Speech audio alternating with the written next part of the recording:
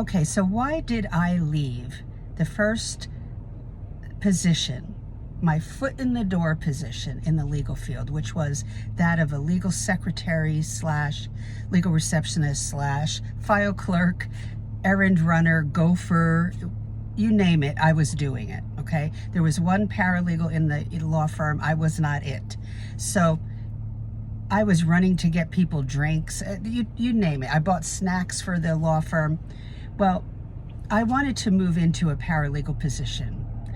And I didn't know, honestly, if I could do it at that law firm. But what the managing partner promised me in the interview was that I would have a review at the 6-month mark, which did not materialize. I inquired about it, and he was puzzled. He acted so puzzled. He said he didn't remember even saying that I could have a review and a possible raise. There was no promise of a raise, but I felt that I deserved a review, and I wanted to know how I was really doing.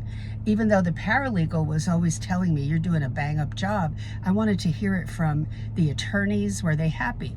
And so that really soured me on this law firm, that he couldn't remember, he didn't write anything down. Who does that? Really?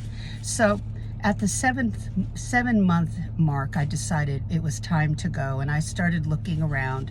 I had worked 3 to 4 trials in this law firm in that short period of time, because one of the newer attorneys took me under his wing. That was a fabulous turn of events when that happened. So, excuse me, I started interviewing, and I did land a job as a paralegal in the personal injury field. That job was maybe a year duration. I learned so much. I worked about 4 more trials there.